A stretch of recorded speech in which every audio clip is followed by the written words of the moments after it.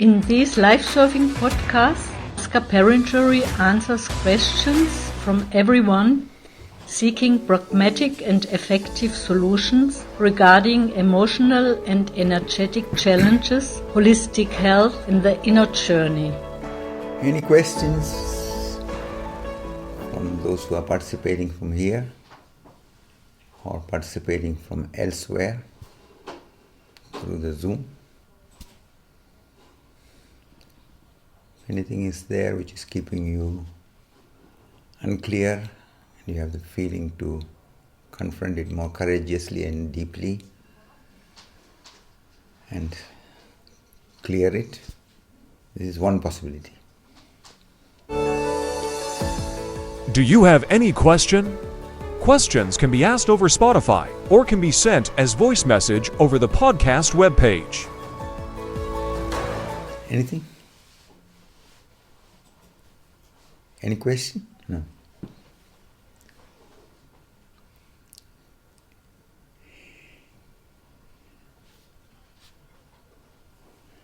If no questions are there, I would like to take some moments for considering the very basic factor which, when you can bring the attention to, can help you to become clear and free. That is to understand that we are living in a world where we are predominantly defined and dominated with a materialistic way of thinking and reacting. But that is not only about the material in terms of things and finances and riches. It's also about the appearance, about the periphery. In the deeper classical teaching, in Indian teachings, there is a saying, you have to go beyond the Nama Rupa. Nama is referring to the name, Rupa is referring to the form. What is the significance of it?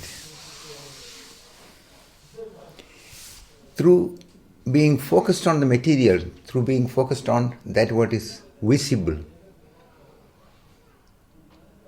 we are playing the game of the duality. And the world is a game of duality. But it is relative. It is not the truth. It is just looking at things on this relative level and holding to that as the reality. And that is where you come across the challenges, because everything is going on changing. The body is changing, the thoughts are changing, the feelings are changing. And even those who look deeper into the materialistic process, the scientists who have penetrated more, they are also seeing that even that what is appearing as solid is not solid. It's all energy. It's all moving, it's all changing. That there is atomic and subatomic particles which are manifesting in different energetic levels. So, to become aware of that what is behind and beyond the obvious, beyond the name and the form, that is what gives you the connection to the essence. As long as you are focused on the periphery, you are on the relative way of looking at reality. And this relative reality is like a dream. It is why it is also called Maya. It's like an illusion, it's like a magical appearance. And I often have been referring to that as something in the modern terminology, virtual reality. Because even though if you are in touch with yourself in a deeper way, you may see things are changing all around, but the one who is residing inside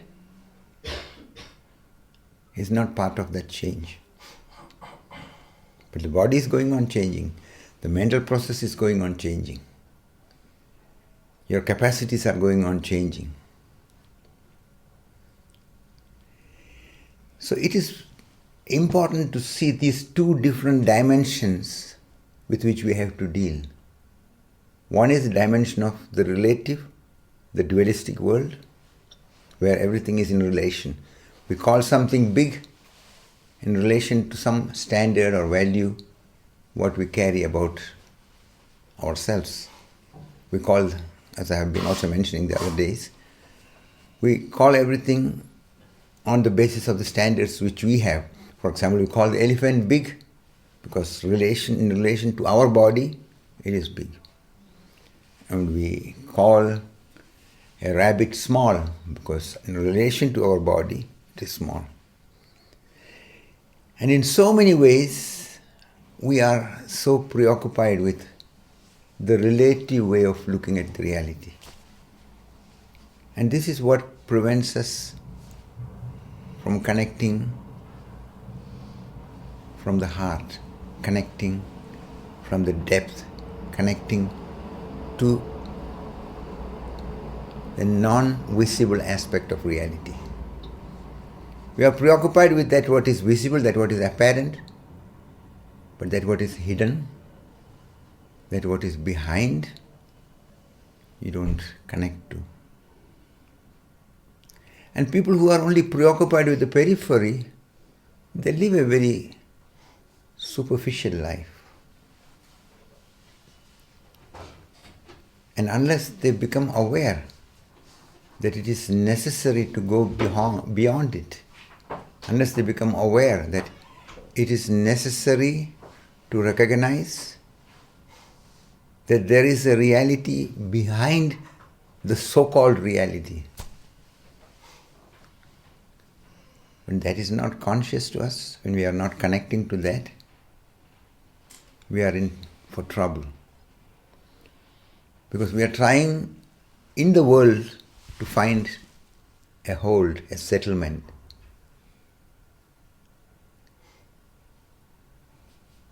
As in German it's called Halt, to find a halt, to settle.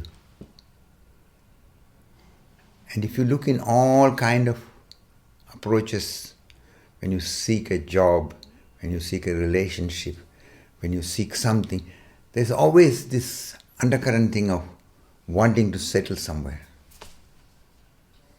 And if you are not aware of it, you just run behind that. Only when you consider it carefully and deeply, you realize that there is no settlement possible. Everything is changing. Even if it looks like permanent, it is only an appearance. And this is what you need to courageously admit to yourself. It is uncomfortable fact. We would like to hold to the pleasant, comfortable, convenient aspects of life and would like to not have anything to do with the painful, unpleasant, difficult aspects, especially with those aspects where we don't have any control, which is not looking like we can manage it. So you have to be very courageously honest to yourself when you want to get clear and free. What is your priority? Are you with the materialistic, appearance-based way of going about life, fixed? Or are you aware that that is a passing, changing phenomena and you cannot settle there? So if you try to settle in the periphery, you are bound to be in misery. Because even if it looks for a while like everything is in control, you have everything in grip. But if you are courageously and honestly looking, you will see that it is not. And things change. That what you are trying to hold to, when you cannot hold, it becomes the source of your suffering and pain. It is like when you are asleep, at one point you are having a very sweet, nice dream, but in the sleep you cannot control your dream. It can just turn into a nightmare. And so it is with all what is in the relative world of duality. There we need always something to compare. We need darkness to compare and say and understand light. We need to have examples of what is bad so that we can call something good. And in every way, we need something to compare. That is why those who are preoccupied with the periphery, they don't have any depth in themselves. They don't allow anything deeper to come. They cannot allow love. They cannot allow any deeper sensibility because they are afraid to lose control. And they are trying to hold to the peripheral aspect. You can have sex, but you cannot have love. And sex is an aspect of love, but not to be mistaken that love is just only when you are having certain kind of connections. And the deeper you go in life, the deeper your understanding becomes that love is not connected with the other. Love is a quality which you carry in yourself when you are not trapped in this peripheral, outward-oriented way of looking at things. When you are not trapped in the judgments, because the judgment is part of the materialistic way of going about life. Knowledge is part of that approach. You need the knowledge and the judgment to play with the game of the duality. But if your whole life is based on that, you live a very shallow life. You will not find peace because deep within there is an ongoing fear. Fear of death, fear of change. That is why those who are insightful are reminding, while you are in the world, while you are playing the game of the duality, bring the awareness so deeply that you don't get lost in it. That you are able to see that you are playing with dream. You are playing with things which you cannot really hold and settle. It is an inconvenient, uncomfortable thought at first. Because you would like to have a one-dimensional idea of reality. This is good, this is bad, this is right, this is wrong. So the logical, rational mind, which is like the state of a robot or a child who is not yet ripened to use the consciousness, or like that of an animal, it is feeling convenient and comfortable when one can put it all in this kind of fixed way. This is good, this is bad, this is right, this is wrong, this is my friend, this is my enemy, this is superior, this is inferior. And it feels like we have everything in grip. But the fact, whether you like it or not, whether you want it like that or not, is that everything is changing. At one point you are a small baby, and then you become a little grown-up child, and then you become young, youthful, and then it starts changing. The body is getting older. Then you get towards old age, and then one day the death comes. It is a natural process, but people are not used to accepting it. There's a very beautiful anecdote from the Zen tradition which illustrates something of this aspect.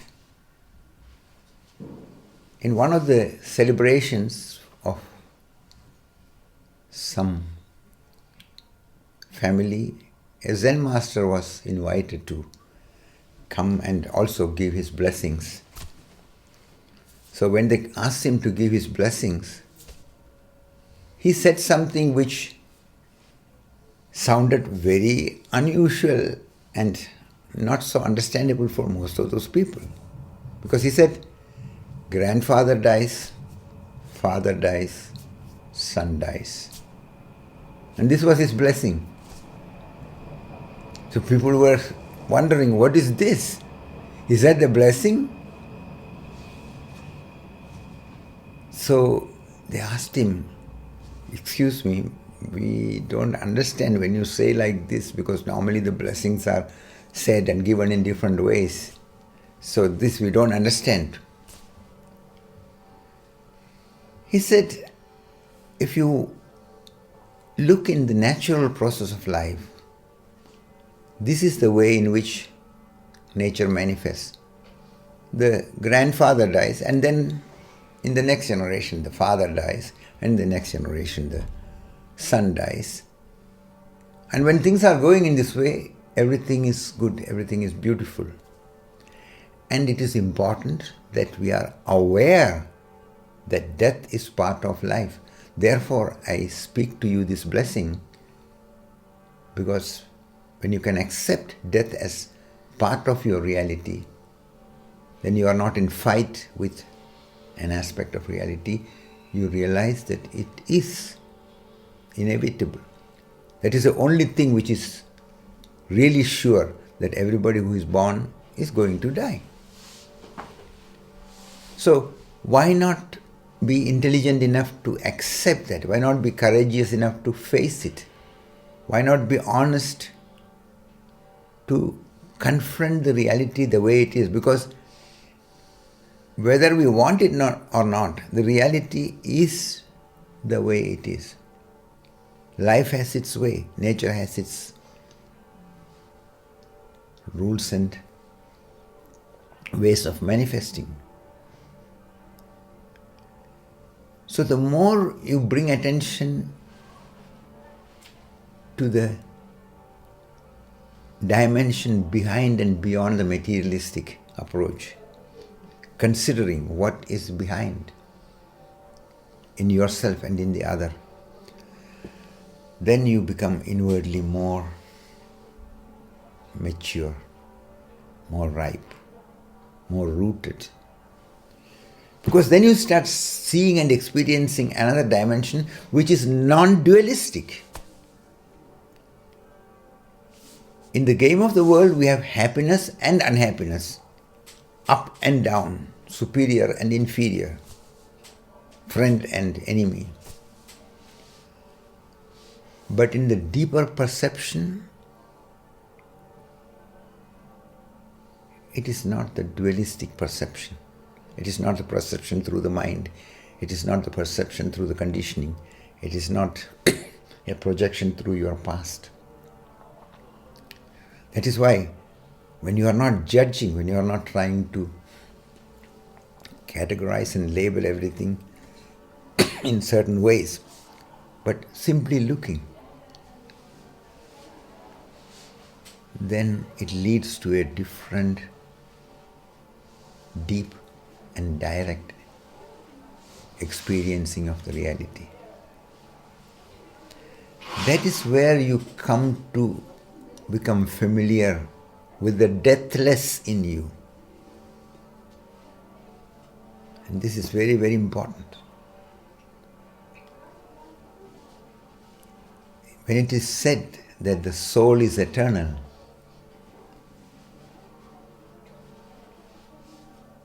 it is an indication, but you have to understand what is meant with the soul. What is meant with the one who is residing in this body. You have to become directly familiar with that, what you really am. Because that is how you become familiar with the source, with the root, with the essence of your reality.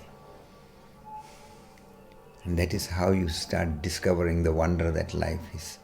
That's how you start recognizing that all that what you took for granted cannot be taken for granted.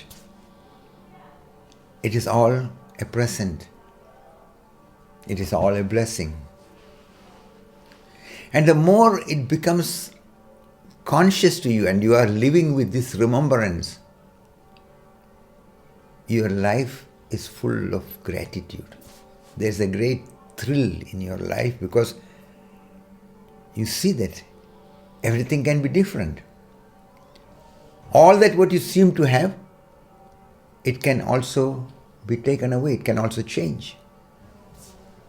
Even the smallest things, even the smallest capacities what you have, just to listen, to see, to walk, to hear, to understand, and to have others who are kind to you, friendly to you, to see the nature, the birds, the animals, the plants, the flowers,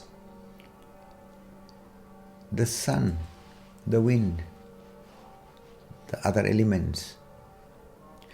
The more you consider, the more you realize that none of this can be taken for granted.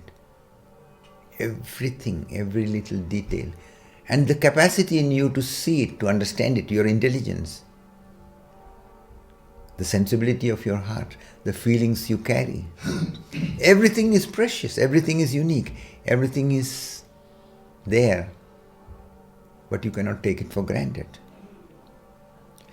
So the one who is sincerely seeking is the one who is seeking the truth beyond the appearance, the truth beyond the obvious. But in the modern world, there's so much preoccupation with periphery. And that is how people are missing. There is a certain kind of misunderstanding. Now, for example, in the American presidential campaign, there is the statement of the age of the present president. In the Western way of thinking, you have to be sportive, dynamic, being able to jump around and monkey around and be showing that you are physically powerful and strong. But in the East, it was a very different understanding. Especially in China, you can see that aspect. The Chinese tradition says, till you have become 50, you are not yet able to understand things in the right way. Only when you have crossed the age of 50, you have something to say. You can be considered as someone who has some experience. In India, the elderly people has been respected because they have ripened, they have wisdom, they are not trapped in knowledge. And that is what happens when people live naturally. It is not only that the body is aging, but they are also learning, they are also understanding. But if it is not, And that is what is happening in the modern world. People are getting older physically, the body is getting older, but inwardly many are not ripening because they are still clinging to the concepts and values, judging themselves, judging each other on the basis of that. And when people get older, they cannot accept themselves.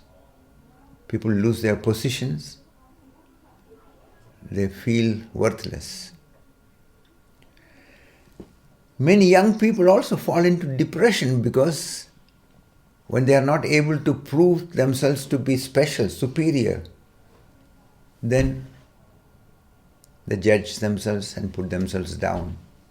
I'm not okay, I'm not worthy. And when you start putting yourself down and you get into depression, from where does this depression come? It is coming from your conditioning. It's coming from the false understanding of reality. So unless you question the false understanding what you have, you cannot become free from many of these psychological illnesses which come as a part of this misunderstanding. But rather than confronting it in a deeper and courageous way, people think about it as some kind of illness.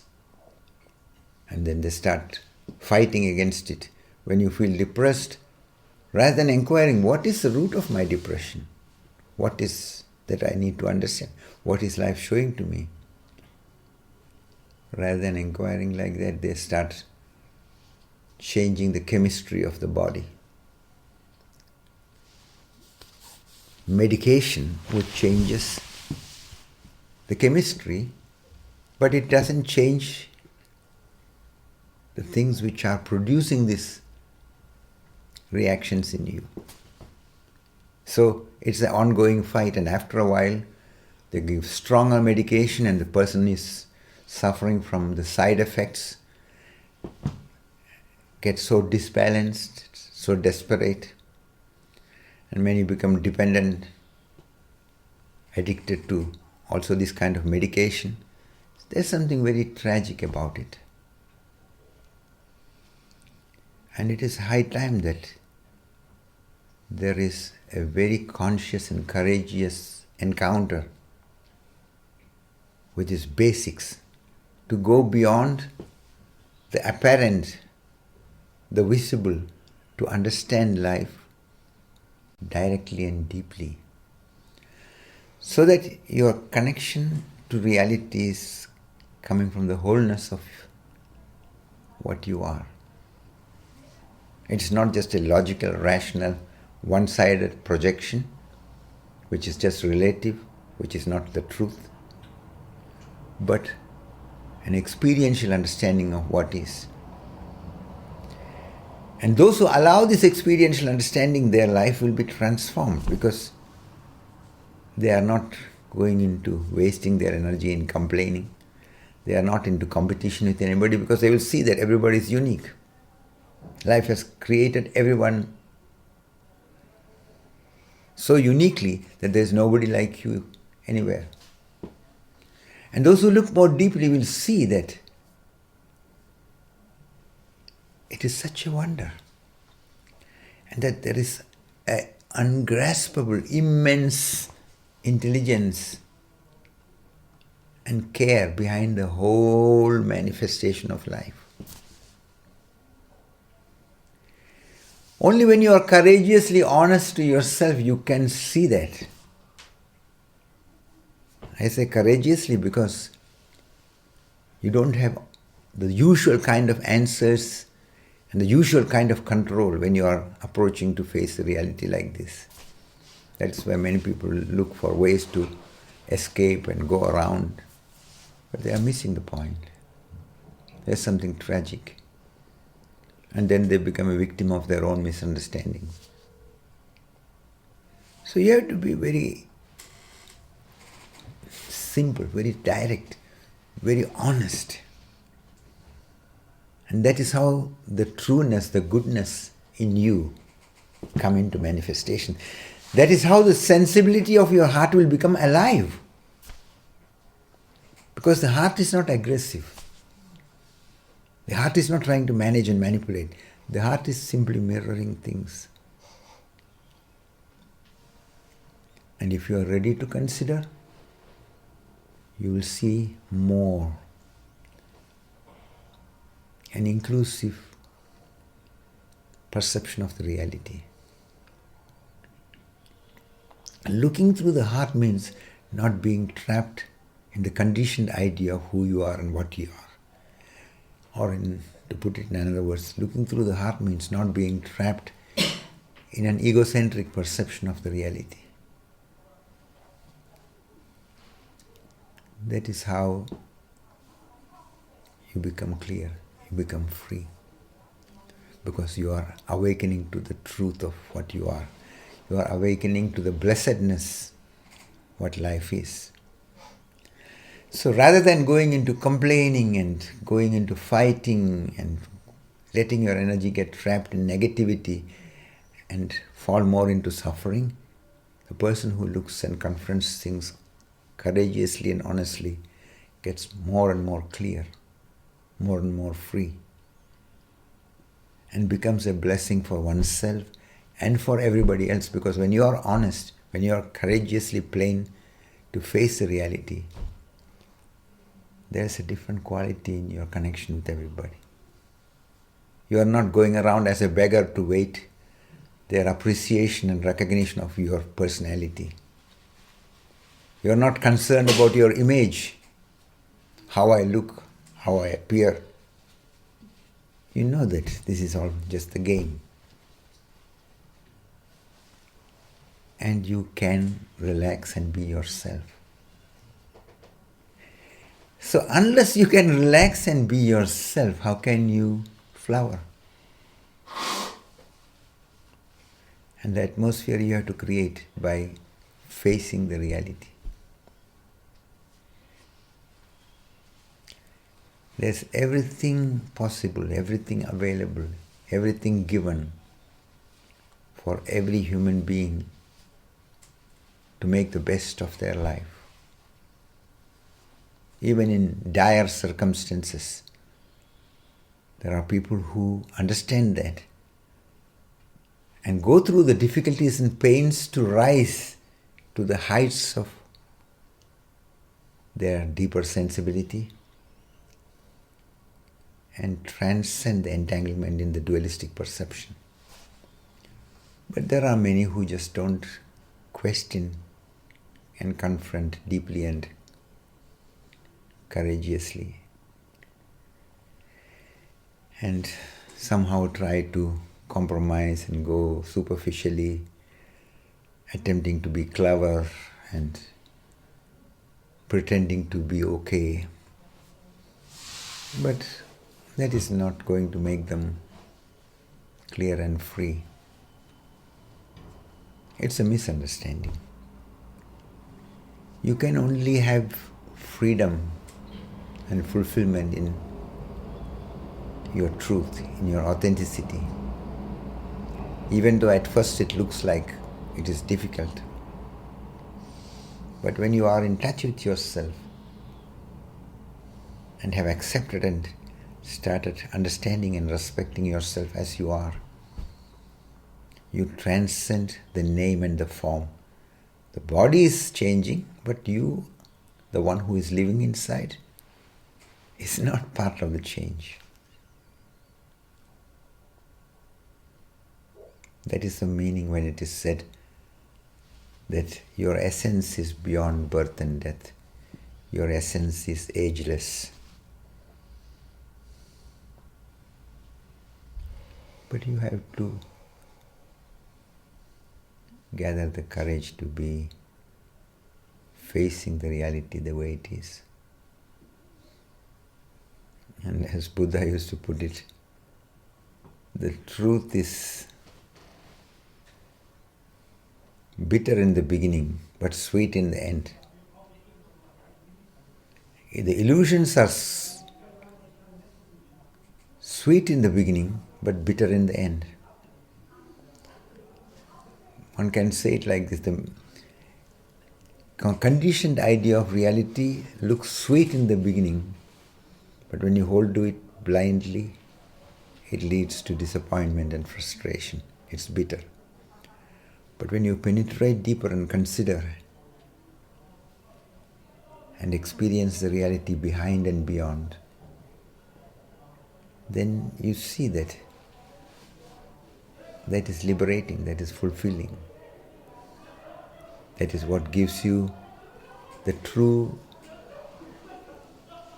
glory, the true worthiness, the true feeling of being at home in this mysterious, vast universe where you see that the Creator and the creation is very deeply undivided. The duality is the periphery, non-duality is the nature of our deeper reality. That is why I say once you can take these considerations and put it into practice, that will do the whole thing. That will become a liberating and fulfilling fact. A lot more questions to be answered. Right after this. You are listening to the Life Surfing Podcast on Spotify.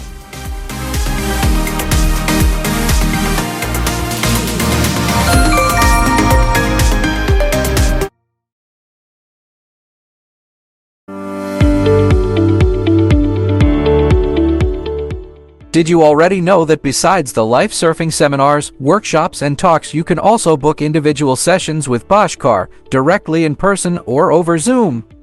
For that, please contact Nora under the email address or over the phone 0497617 09665.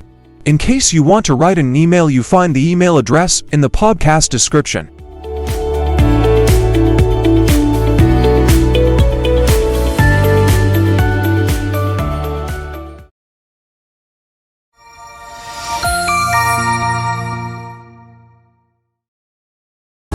Welcome back to the Life Surfing Podcast. We continue with some more questions.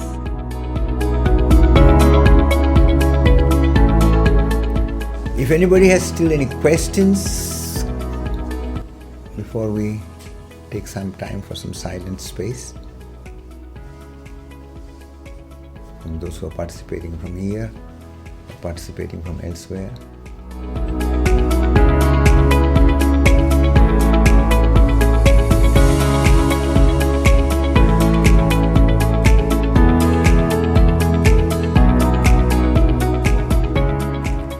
When no questions are there, we sit the next 15 minutes being wakeful and present to all what is, without trying to change anything, without trying to hold to anything, being with that what you are. Noticing all the thoughts, all the feelings, all the energy process, all the undercurrent movements, calculations, fears, judgment, clinging, whatever is arising. Don't identify with it. Just notice it. As it arises, let it also pass by. So, without identifying with any aspect which arises, be simply, in a non-interfering way, wakeful and present to everything with closed eyes. So, we sit for the next 15 minutes.